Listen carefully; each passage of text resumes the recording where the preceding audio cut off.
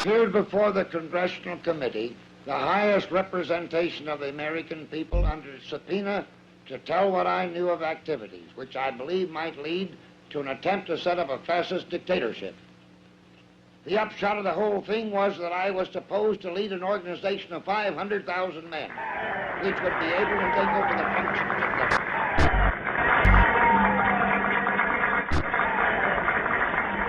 The measure of that restoration lies in the extent to which we apply social values, more noble than mere monetary profit.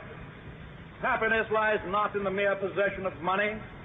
It lies in the joy of achievement, in the thrill of creative effort, the joy, the moral stimulation of work no longer must be forgotten in the mad chase of evanescent profit. Restoration calls, however, not for changes in ethics alone. This nation is asking for action, and action now.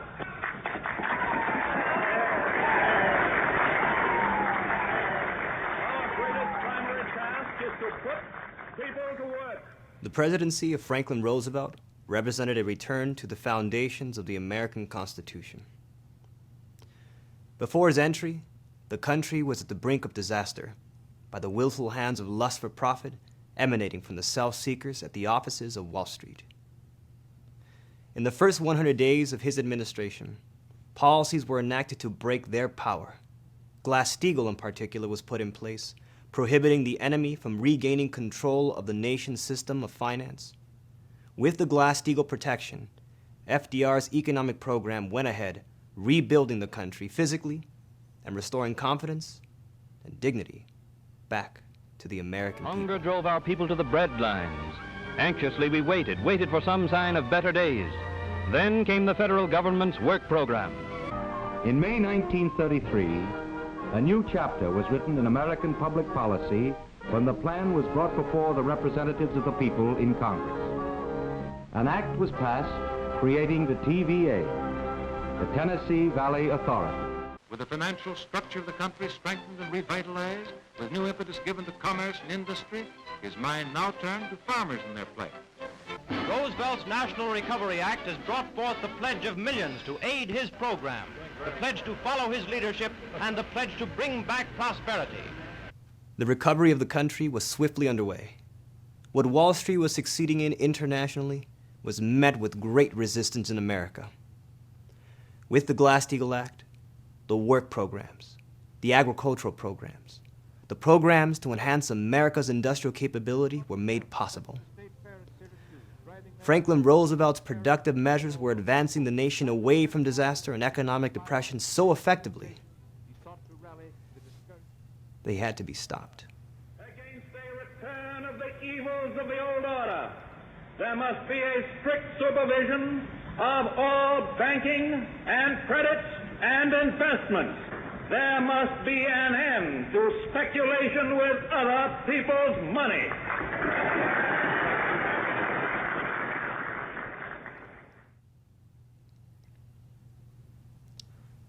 On the morning of July 1st, 1933, retired General of the Marine Corps Smedley Butler received a phone call from an American Legion official in Washington. He was told to expect and receive the company of 2 veterans currently on their way from Connecticut to discuss matters of great importance. Being a former military man, Butler would receive the company of any veteran wishing to meet with him.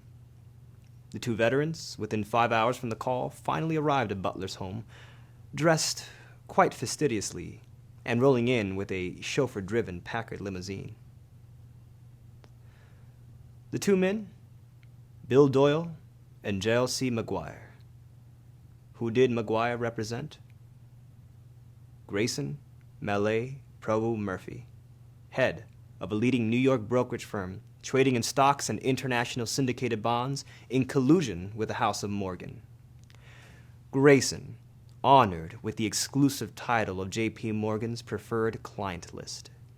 Grayson, who met with Morgan guidance in Paris in February 1919 to found the U.S. Veterans Organization known as the American Legion by assistance of $125,000 of his personal money.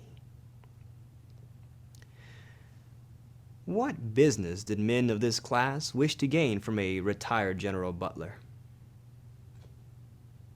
I was to get 200 or 300 legionnaires from around that part of the country and bring them on a special train to the American Legion Convention in Chicago. They would sit around in the audience, be planted here and there, and I was to appear in the gallery. These planted fellows were to begin to cheer and start a stampede and yell for a speech. And then I was supposed to go to the platform and make a speech. I said, make a speech? About what? Oh, they said, we have one here. And they pulled out this speech, and they said, we will leave it here with you to read it over, and you see if you can get these fellows to come. Smelling a rat and wanting to test how serious they were about the scheme, Smedley challenged them by opposing the inability of sufficient resources to pull off such a scenario. How could all these veterans afford to travel and stay at the convention? Butler got his reply. And they hauled out a bank deposit book, and they showed it to me. I think it was $42,000 in deposits on that occasion, and on another occasion, it was $64,000. Wishing to get to the bottom of who were the real hotshots of the scheme, Butler demanded to speak to a higher-up, and McGuire stepped down. Robert S. Clark took his place, also a member like Grayson of the exclusive J.P. Morgan Preferred Clients List. The theme remained the same. Clark and the others wanted Butler to lead the crowd at the upcoming American Legion Chicago Convention of September 1933 to rouse them up with some paid assistance, and amidst the moment, deliver a prepared speech to convince the Roosevelt administration, with the veteran support, to reverse its previous policy of removing the US dollar from the gold standard. Now, why would the retired general care for Franklin Roosevelt to return to the gold standard? Most importantly to him, how would that move be in any way beneficial to the military veterans of America? It wasn't, and Clark admitted it. Clark also disclosed that the prepared speech Butler was expected to deliver at Chicago cost a lot of money because it was written by John W. Davis, former Democratic candidate for the presidency and now official attorney for the offices located on 23rd Wall Street, New York, Manhattan, the office of J.P. Morgan and Company. Morgan's preferred client assured Butler that they could succeed in convincing Roosevelt to change the tune of his policy. You know the president is weak. He will come right along with us. He was born in this class. He was raised in this class, and he will come back. In the end, he will come around. But we have to be prepared to sustain him when he does. Butler never went to Chicago. Yet, McGuire continuously visited and bribed the former general, up until McGuire was deployed by his backers for a 7-month trip in Europe, visiting Holland, England, France, fascist Italy, and Nazi Germany. For what reason? Smedley would soon find out. On August 22nd, 1934, Butler received a phone call. It was McGuire, telling him that they needed to meet that day. Butler agreed. He joined McGuire at the Bellevue Hotel in Philadelphia and was met with the phrase that the time has come to get the soldiers together. While in Paris, McGuire explained, a meeting took place to establish a superorganization that will back a 500,000-person army of U.S. veterans to march onto the Capitol and offer their support for President Franklin Roosevelt to help turn his mind away from the New Deal. At the pair's headquarters of Morgan and Hodges, the plan was detailed, and among others, Butler was chosen to lead the 500,000 veterans. $3 million were ready to be spent, and $300 million more could be generated if they needed it, and arms would be supplied by DuPont's Remington Company. The show of force would help Roosevelt step down from his duties and make way for an assistant president, a general secretary of affairs, as they called it, that would assume his responsibilities. One of them would be to get, by their standards, a correct economic policy in place. We have a solution for the unemployment situation, you know. Roosevelt had muffed it terrifically, but we have a plan. I saw it in Europe. Adolf Hitler had the plan, putting all of the unemployed in labor camps or barracks. That will solve the problem overnight. And when we get into power, that is what we will do. That is our ideal plan. The superorganization was to announce its emergence in a few weeks, he told Butler. And indeed, in September 1934, the press announced the emergence of the American Liberty League, denouncing the New Deal and Roosevelt. The treasurer of the League was Grayson Mallet Prevost Murphy, one of its financiers, Robert S. Clark. The directors of the American Liberty League were of DuPont and J.P. Morgan notoriety, speculators and financiers of Wall Street. Funding provided by big shots like Andrew Mellon Associates, Rockefeller Associates, and heads of General Motors and Sun Oil Associates. In fact, more than 3 members of the DuPont family bankrolled $25,000 each to the Liberty League. Wall Street was looking to recruit retired General Smedly Butler to pull off a fascist coup in America, just as they were funding and backing Mussolini and Adolf Hitler. Appeared before the Congressional Committee, the highest representation of the American people, under subpoena to tell what I knew of activities which I believe might lead to an attempt to set up a fascist dictatorship. Mr. President, very obviously Wall Street plans to take over the U.S. government. Very obviously, Butler is telling the truth.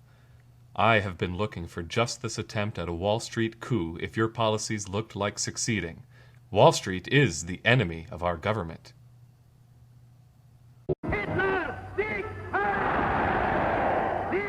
On 59 Wall Street, Brown Brothers Harriman executives set up Union Banking Corporation, UBC, as nothing more than a front for Adolf Hitler's early backer, millionaire Fritz Thyssen. Brown Brothers and UBC together shipped millions of dollars of gold, fuel, steel, coal, and U.S. Treasury bonds to Germany, aiding Adolf Hitler's buildup for war. Business continued uninterrupted until 1942, 10 months into the United States entering the war. UBC was seized holding $3 million in suspicion for the Nazis.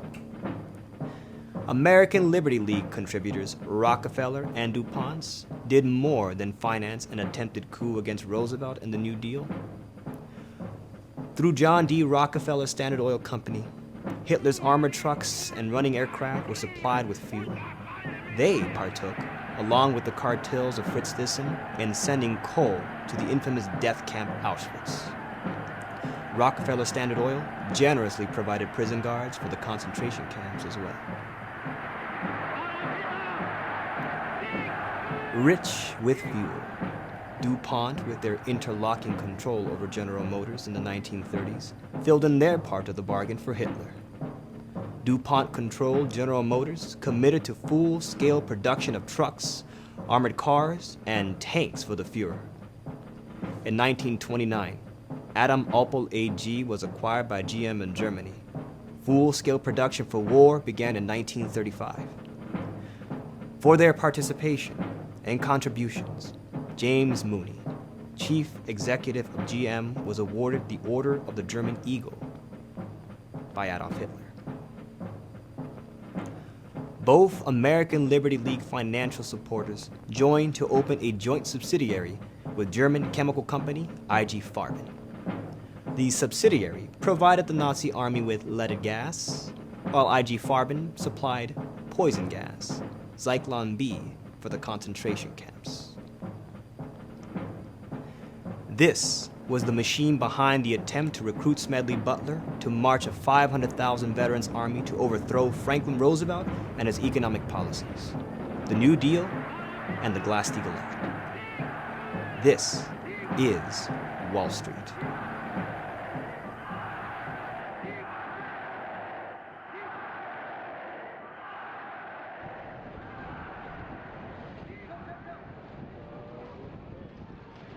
And there must be an end to a conduct in banking and in business which too often has given to a sacred trust the likeness of callous and selfish wrongdoing.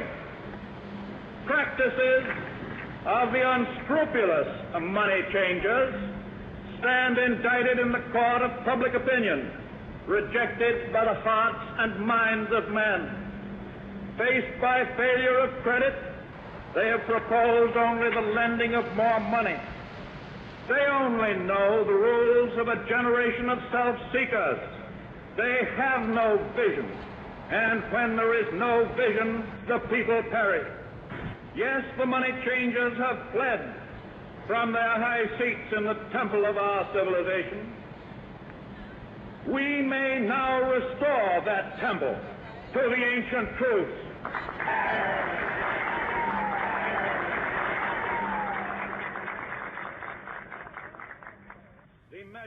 We are in the midst of a greater threat today, with no part of the planet exempt from the terror of a total meltdown of the entire international financial system. The difference today is that we have no president.